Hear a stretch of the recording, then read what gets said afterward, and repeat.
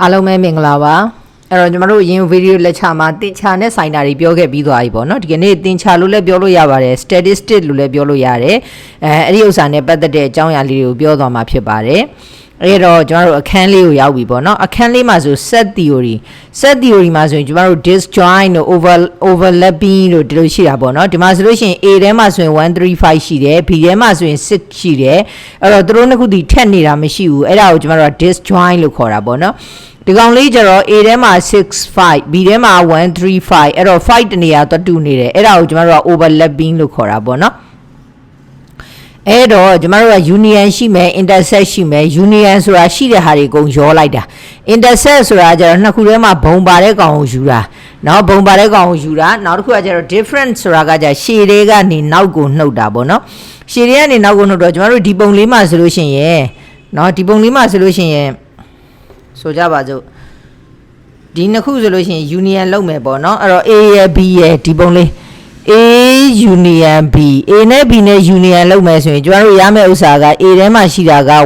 135 B ထဲမှာရှိတာ6ဆိုတော့1356ပေါ့နော်ဒီလိုရမယ်တကယ်လို့ A intersect B A နဲ့ B နဲ့ intersect ယူလိုက်တယ်ဆိုရင်ဘုံတူနေတာရှိမှမရှိတာမရှိတော့ empty set နော်နောက်တစ်ခု A difference B B ဆိုလို့ရှိရင်เนาะ A တွေကနေ B ကိုနှုတ်ဆိုတူတာတွေဖယ်ဆိုတူတာမရှိတော့135အတိုင်းပဲပြန်ထွက်မှာပေါ့နော်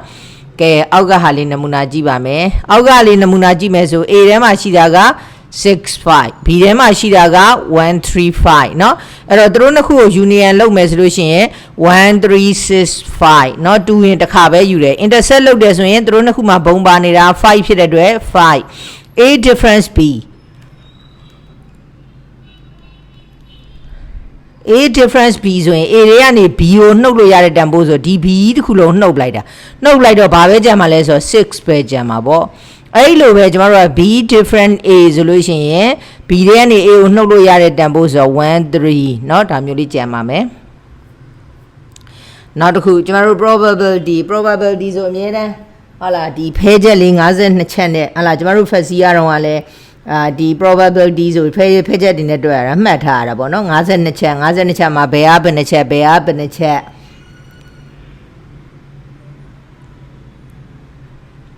အဲ့တော့ကျွန်တော်တို့ဒီမှာဆိုလို့ရှိရင်လည်း probability တွက်တော့မယ်ဆိုတော့ဖဲချက်လေးတွေပေါ့နော်အဲ့တော့သူ့မှာဆိုရင် clap ရှိတယ် diamond ရှိတယ်နော် clap ရှိတယ်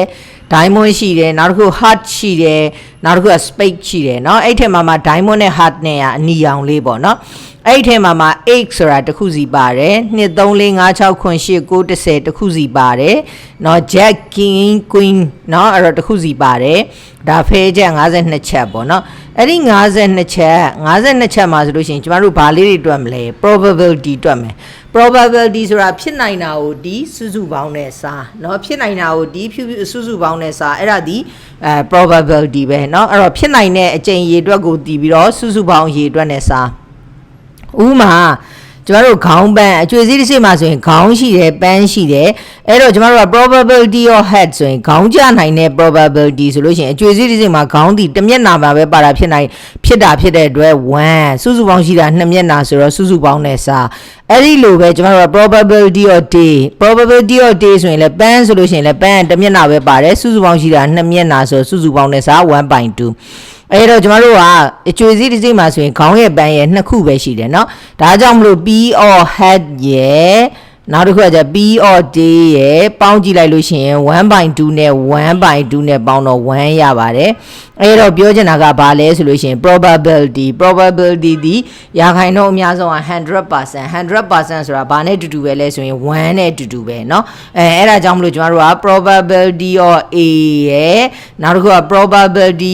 probability of A prime ဆိုတာ A မဟုတ်တဲ့ကောင်ပေါ့เนาะ A မဟုတ်တဲ့ကောင်နဲ့ပေါင်းလိုက်လို့ရှိရင်1ရပါတယ်အဲ့ဒီလိုပဲကျမတို့က probability of A prime ကိုလို့ချင်း equation ဟိုဘက်တစ်ချမ်းကိုပို့ဆိုတော့1 minus probability of A နဲ့အတူတူပါပဲတဲ့เนาะကဲဟုတ်ပြီ1 2 3 4 5 6ဆိုပြီးတော့တဲ့6မျက်နှာရှိတဲ့ answer တုံးတစ်လုံးနဲ့เนาะ answer တုံးတစ်လုံးမှာ6မျက်နှာရှိတယ်တဲ့အဲ့ဒီ6မျက်နှာရှိတဲ့ answer တုံးတစ်လုံးကိုပြစ်လိုက်လို့နှစ်ကနန်းကျနိုင်တဲ့ probability ရဲ့ နှစ်ကနန်းမဟုတ်ပဲတခြားကနန်းများကြားနိုင်တဲ့ probability အဲ့တော့ကျမတို့ရှိတာက6မျက်နှာနှစ်ကြားနိုင်တဲ့ probability of 2နှစ်ကြားနိုင်တဲ့ probability ဆို6မျက်နှာမှာတစ်မျက်နှာပဲပါတာဖြစ်တဲ့အတွက်1စုစုပေါင်းရှိတာ6မျက်နှာဆို1/6เนาะ probability of ကျန်တဲ့မျက်နှာတွေဆိုတာ2 prime လေမဟုတ်တဲ့ကောင်ပေါ့အဲ့တော့1 minus 1/6ဆိုကျန်တဲ့မျက်နှာတွေက5/6ဟုတ်တယ်လေ9မျက်နှာကျန်ခဲ့တာဟုတ်9မျက်နှာကျန်ခဲ့တဲ့ခါကျတော့5/6ရပါလိမ့်မယ်အဲ့တော့အဲ့လိုနှုတ်တဲ့နည်းနဲ့တွက်လိုက်ရင်လည်းရတယ်ပေါ့နော်နောက်တစ်ခုကကျ probability နော် probability of 2 or space ပေါ့နော်အဲ့တော့ဒီ space လေးမှာဆိုလို့ရှိရင် numbers of 2 or space နော် numbers of 2 or space ဆိုရင်ကျမတို့မမှတ်မိဘူးဆိုရင်ပေါ်ကိုပြန်ကြည့်နော်အဲ့တော့ဖဲချက်လေးတွေပြန်ကြည့်မယ်ဆိုရင်2လဲဖြစ်တယ် space လဲဖြစ်တယ်တစ်ချက်ပဲရှိတယ်အဲ့တော့52ချက်မှာတစ်ချက်ပဲရှိတာဖြစ်တဲ့အတွက်1/52သူ့ရဲ့ probability ကเนาะ1အဲ့တော့စုစုပေါင်းရှိတာကက်အရေအတွက်က52ချက်ဆိုတော့1/52ပေါ့เนาะအဲ့တော့ key of red color เนาะ key of red color ဆိုတော့ကျွန်တော်တို့ခုနတွေ့လိုက်တာပဲ key မှာဆိုလို့ရှိရင်4ချက်ပါတယ်4ချက်ပါတယ်အဲ့4ချက်ထဲမှာအနီရောင်2ချက်အနက်ရောင်2ချက်ပေါ့အဲ့တော့ key of red color ဆိုတော့စုစုပေါင်းအနီရောင်က2ချက်ပဲပါတာဖြစ်တဲ့အတွက်2/52ပေါ့နော်နောက်တစ်ခုကကျတော့ P non face cat ဆိုတာမျက်နှာမဟုတ်တဲ့ cat တွေမျက်နှာမဟုတ်တဲ့ cat တွေဆိုတော့မျက်နှာဟုတ်တဲ့ cat တွေကဘယ်နှ cat ရှိလဲဆိုရင် jet ရယ် king ရယ် queen ရယ်စုစုပေါင်း4 3 လီ12ချက်ရှိတယ်အဲ့တော့face ဟုတ်တဲ့မျက်နှာဆိုလို့ရှိရင်12/52အဲ့တော့ face မဟုတ်တဲ့ဟာဆိုတော့1နဲ့သွားနှုတ်ပေါ့အဲ့တော့1 minus 12/ဒီမှာဆိုလို့ရှိရင်1 minus 12/52ဆိုတော့52 minus 12/52ဆိုတော့နောက်ဆုံးဒါရသွားတာပေါ့နော်ကဲနောက်တစ်ခုကကျတော့ကျမတို့က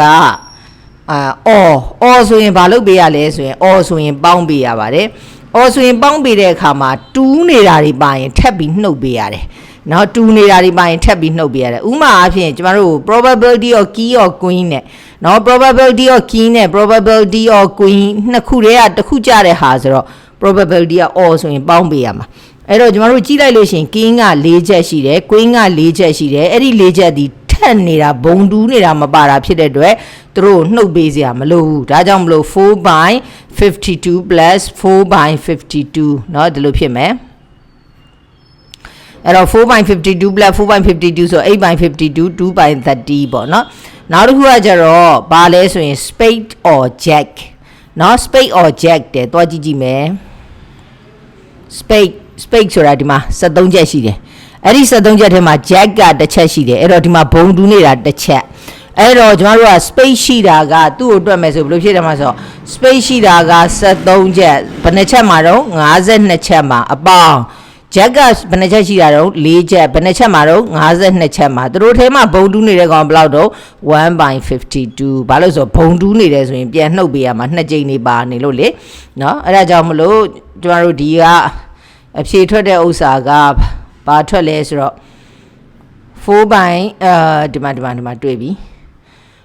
နော်30ပြောတာလေခုနဟုတ်တယ်30/52 plus 4/52 minus 1/52ပေါ့နော်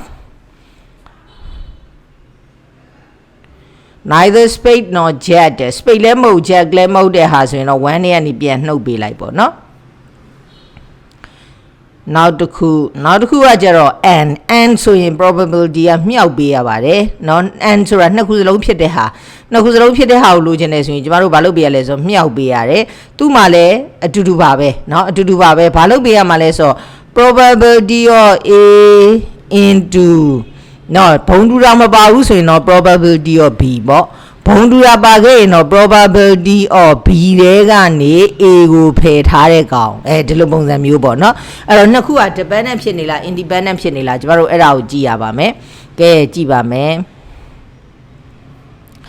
52ချက်ထဲကတဲ့တစ်ချက်ပြီးတစ်ချက်တဲ့စုစုပေါင်း2ချက်ဆွဲယူလိုက်တယ်တဲ့เนาะတစ်ချက်ပြီးတစ်ချက်စုစုပေါင်း2ချက်ဆွဲယူလိုက်တယ်ပထမကက်ကိုယူပြီးပြန်မထည့်ဘူးတဲ့ပထမကက်ကိုယူပြီးတော့တစ်ချက်ပြီးတစ်ချက်စုစုပေါင်း2ချက်ယူတယ်နော်စုစုပေါင်း2ချက်ယူတယ်စုစုပေါင်း2ချက်ယူတဲ့ထဲကပထမတစ်ကက်ကိုယူတဲ့အချိန်မှာမလျော့သေးဘူး52ချက်ရှိသေးတယ်ဒါပေမဲ့လည်းပထမတစ်ကက်ကိုယူပြီးပြန်မထည့်ဘူးဆိုဒုတိယတစ်ချိန်နှိုက်မယ်လို့ရော51ချက်ပဲရှိတော့တယ်နော်အဲ့တော့ပထမကက်ကတဲ့ clap ဖြစ်ပြီးဒုတိယကက်က space တယ် clap နဲ့ space နဲ့မှာဘုံတူတာမရှိဘူးအဲ့တော့ပထမ clap ကိုနိုင်တုံးက52ချက်ရှိသေးတယ်ဆိုတော့73/52အမြောက်ဟုတ်တယ်နော်ဒုတိယတကက်က space ဖြစ်တဲ့ probability ဆိုတော့ space ဆိုတော့ space ကလည်း73ချက်ရှိတယ်ဒါပေမဲ့လည်းလို့ရှေ့ကဒီကောင်ပေါ့နော်ဒီကောင်ကတကက်ယူလိုက်ပြီးဖြစ်တဲ့အတွက်ကြောင့်မလို့50ချက်ပဲကျန်တော့တယ်ဒါပဲเนาะအဲ့တော့73/52နဲ့73/51အဲ့နှစ်ခုဘာလို့ပြရတာမြှောက်ပြရတာဘာလို့ဆိုတော့ကက်နှစ်ကက်ယူတာဒီပထမတစ်ကက်က clap လဲဖြစ်ရမယ် and ပြီးတော့ဒုတိယ clap က space လဲဖြစ်ရမယ်အဲ့တော့ and ဆိုရင်ကျမတို့ကဘာလို့ပြရလဲဆိုတော့မြှောက်ပြရတယ်ဒီမှာဘုံပါတာမရှိလို့เนาะနောက်တစ်ခု52ချက်ထဲရတဲ့တစ်ချက်ပြီးတစ်ချက်စုစုပေါင်း2ချက်ဆွဲယူပါမယ်တဲ့ပထမတစ်ကက်ကိုယူပြီးပြန်ထည့်မယ်ဟောပထမတစ်ကက်ကိုယူလိုက်တယ်ယူပြီးပြန်ထည့်တယ်ဆိုမှတော့ဘယ်ရော့တော့မလဲရော့မှာမဟုတ်ဘူးဆိုတဲ့အတွက်ကျမတို့လည်းနှုတ်ပေးစရာမလိုတော့ဘူးပေါ့နော်အဲ့တော့ပထမတစ်ကက်က clap ဖြစ်ပြီးတော့ဆိုတော့73/52ပြီးလည်းပြီးရောအဲ့73/52ကိုပြန်ထည့်လိုက်တယ်လေတစ်ချက်ယူတယ်ယူပြီးတော့တစ်ချက်ကိုပြန်ထည့်လိုက်တယ်ဆိုတော့52ချက်က52ချက်ပဲအဲ့တော့ space ကလည်းဖြစ်နိုင်ခြေ73စုစုပေါင်းရှိတာလည်း52ဒါပဲเนาะနောက်တစ်ခု mean ဆိုတာတော့အလွယ်တကူပြောရမယ်ဆိုရင်တော့ average ပါပဲเนาะ average ကိုလိုချင်စုစုပေါင်းကိုဒီအရေအတွက်နဲ့စာဒါကြောင့် summation of x တွေအားလုံးပေါင်းစုစုပေါင်းဖြစ်တဲ့အရေအတွက် n နဲ့စာဥပမာ10 20 30ရဲ့မီးကိုတွက်မယ်ဆို10ရဲ့20ရဲ့ပေါင်း30 30နဲ့30နဲ့ပေါင်း60 60ကိုဒီစုစုပေါင်း3ခုရှိတော့3နဲ့စာအဲ့တော့ဖြည့်သည်20ဒါပါပဲเนาะနောက်တစ်ခု median ဆိုတာကတဲ့ငယ်စဉ်ကြီးလိုက်စီထားတဲ့ကိန်းစင်တန်းတွေကအလဲကိန်းကိုရှာတာတဲ့ဥပမာဆိုလို့ရှိရင်ဒီမှာငယ်စဉ်ကြီးလိုက်စီထားတာဘယ်နှလုံးရှိလဲဆို1 2 3 4 5လုံးဆိုတော့အလဲကောင်က3လုံးမြောက်ကနန်းသည်အလဲကိန်းပေါ့နော်တကယ်လို့တဲ့စုံကနန်းဖြစ်ခဲ့ရင်ရောရှေ့မှာ2လုံးနောက်မှာ2လုံးအလဲကောင်ကြီးက1လုံးနဲ့မဟုတ်ပဲ2လုံးဖြစ်နေအဲဆိုအဲ့နှစ်ခုကိုပေါင်း2နဲ့စားအဲ့တော့ဖြစ်သည်122မှာ5ဒါလေးတွေကကျမတို့နောက်ပိုင်းလိုအပ်တဲ့နေရာလေးတွေမှာပြန်သုံးဖို့ထည့်ပေးထားတာပေါ့နော်နောက်တစ်ခုကကျ standard deviation ဆိုတာဘယ်လောက်ထိသွေဖယ်မှုရှိသလဲပေါ့ဘယ်လောက်ထိသွေဖယ်မှုရှိလဲဆိုတော့ standard deviation ကိုတွက်ချင်တယ်ဆိုရင် sigma equal square root of sigma square ကိုလိုချင်တယ်ဆိုရင် summation of xi နဲ့ကနေဟောခုနကကျမတို့ပြောခဲ့တဲ့ average ကိုနှုတ်နှစ်ထပ်တင်ပေါင်းဟုတ်တယ်နော်အဲ့တော့ဒီမှာဆိုရင် xi နဲ့ကနေပြီးတော့ mean average ကိုနှုတ်နှစ်ထပ်တင်ပြီးတော့ပေါင်းလို့ရတဲ့ဟာကိုမှရေတွက်နဲ့စာဥမာအနေနဲ့ဆိုရင်ကျမတို့ဒီကောင်လေးကိုတွက်ကြည့်မယ်ဆိုလို့ရှိရင်เนาะဒီကောင်လေးကိုတွက်ကြည့်မယ်ဆိုရင်ကျမတို့ကဘာရင်တွက်ရမှာလဲဆိုတော့ mu ကိုရင်တွက်မယ်ဆိုတော့1ရယ်3ရယ်5ရယ်9ရယ်ပေါင်းအဲ့တော့4လုံးဆိုတော့4နဲ့စားเนาะ4နဲ့စားအဲ့တော့4နဲ့စားလိုက်တဲ့အခါကျတော့9နဲ့1နဲ့ပေါင်း8 5နဲ့5နဲ့ပေါင်း8အဲ့တော့16ကို4နဲ့စားတော့16ကို4နဲ့စားတော့4ပေါ့နော်အဲ့တော့ကျမတို့ကတွဲရတာလွယ်အောင်လို့ချရေးလိုက် h တန်ဖိုးဒီ1357เนาะအဲ့တော့ mu တန်ဖိုးဒီ4เนาะ4တွေရတယ်အဲ့တော့ဒီထဲကနေပြီးတော့ mu တန်ဖိုး4တွေကိုနှုတ်ပြီးနှစ်ထပ်တင် h minus mu the whole square နှစ်ထပ်တင်အဲ့တော့1နဲ့က4ကိုနှုတ် minus 3နှစ်ထပ်တင်9 3တွေက4ကိုနှုတ်1နှစ်ထပ်တင်1 5တွေက4ကိုနှုတ်1နှစ်ထပ်တင်1 7နဲ့4 no 3နှစ်ထပ်တင်9ပေါင်းလိုက်တော့ကျမတို့ဘယ်လောက်ရလဲဆိုတော့20ရတယ်เนาะပေါင်းလိုက်တော့20ရတယ်အဲ့တော့ဒီမှာကဒီဘွားကောင်ကိုတွက်ပြီးသွားပြီအဲ့တော့ဒီဘွားကောင်ကိုတွက်ပြီးသွားတော့ဒီဘွားကောင်နှုတ်လိုက်တဲ့ကောင်က20အရေအတွက်စုစုပေါင်းက1 2 3 4နဲ့စားတော့အဖြေစီကျမတို့9ရပါတယ်เนาะ9ရပါတယ်အဲ့တော့ sigma ကိုလိုချင်တော့ √5 ဆိုတော့ 2.2 လောက်ထွက်တာပေါ့เนาะတယောက်ကဟာလေးကလည်းပြန်တွက်ပြထားပါတယ်နောက်တစ်ခုကじゃ range ဆိုတာကဘာလဲဆိုတော့အကြီးဆုံးနဲ့ range ဘယ်လောက်ရှိသလဲဥမာအဖြစ်ကျမတို့1ကနေ10အထိဆိုရင်ဒါစီအကွာဝေး10ခုရှိတယ်ပေါ့နော်အဲ့ဒါဘယ်လိုတွက်လိုက်တာလဲဆိုတော့သူ့ရဲ့9ခုရှိတယ်ပေါ့အကွာဝေးကဘယ်လိုတွက်လိုက်တာလဲဆိုတော့ maximum နဲ့ကနေ minimum ကိုနှုတ်လိုက်တာအဲ့ဒါဒီသူ့ရဲ့ range ပဲเนาะဒီမှာဆိုလို့ရှိရင်1ကနေပြီးတော့မှ17အထိ1ကနေ17အထိ range ဘယ်လောက်ရှိလဲလို့သိရင်17ထဲကနေအကြီးဆုံး17ထဲကနေငယ်ဆုံး1ကိုနှုတ်အဲ့ဒါဆိုရင် range က10ပေါ့เนาะဒီ IQR ကတော့ဘာလောက်တာလဲဆိုတော့ကျမတို့ကပေးထားတဲ့ကိန်းစင်တန်းကြီးကိုအညီအမျှပိုင်းနေတာ နော်၄ပိုင်းပိုင်းနေတာအညီမျှ၄ပိုင်းပိုင်းနေတာအညီမျှ၄ပိုင်းပိုင်းနေတဲ့အခါမှာသူ့ကိုသုံးပါတယ်အဲ့တော့အညီမျှ၄ပိုင်းပိုင်းနေကျမတို့ကဘယ်လိုတွက်မှာလဲဆိုတော့နော်ကျူ1ဆိုတာကတဲ့ကိန်းစဉ်တန်းရဲ့ပထမပိုင်းရဲ့အလယ်ကိန်းဖြစ်ပြီးကျူ2ကတော့မီဒီယမ်ဖြစ်တယ်တဲ့ကျူ3ကတော့ကိန်းစဉ်တန်းရဲ့ဒုတိယတစ်ပိုင်းရဲ့အလယ်ကိန်းဖြစ်တယ်တဲ့နော်အဲ့တော့ကျမတို့ဒီမှာနမူနာကြည့်ကြည့်ပါမယ်အဲ့တော့ဒီမှာဆိုလို့ရှိရင်ကျူ2ကမီဒီယမ်ဖြစ်မယ်အဲ့တော့1 3 5เนาะ1 2 3 4 5 6 8ခုရှိတယ်8ခုရှိတယ်ဆိုတော့ကျမတို့သိတဲ့အတိုင်းရှေ့3လုံးနောက်3လုံးအလဲကောင်ကြီးက2လုံးဖြစ်နေတယ်2လုံးဖြစ်နေတော့ဒီကောင်ကိုဒီ9နဲ့9နဲ့ပေါ့နော်9နဲ့9နဲ့ကို2နဲ့9နဲ့9နဲ့ကိုပေါင်း2နဲ့စားအဲ့ဒါဆိုဘာရလဲဆို8ပြီးရင်ရှေ့တစ်ချမ်းရဲ့အလဲခိန်းနဲ့เนาะရှေ့တစ်ချမ်းရဲ့အလဲရှေ့တစ်ချမ်းရဲ့ဒီကျူ1ဆိုတာရှေ့တစ်ချမ်းရဲ့အလဲခိန်းကျူ2ဆိုတာကဒီနောက်တစ်ချမ်းရဲ့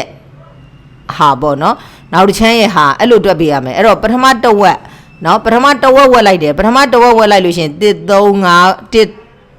5ခွန်ပေါ့เนาะပြန်ပြောရမယ်ဆိုလို့ရှိရင်တော့ကျမတို့ကကျူ1ဆိုတာကကိန်းစဉ်တန်းရဲ့ပထမတစ်ပိုင်းရဲ့အလဲကိန်းနဲ့အဲ့တော့1 3 5ခွန်9 11 13 15အဲ့ဒါဆိုရင်ကျမတို့ကပထမတစ်ပိုင်းနဲ့ဒုတိယတစ်ပိုင်းနဲ့ခွဲလိုက်ပြီဆိုရှေ့မှာ4လုံး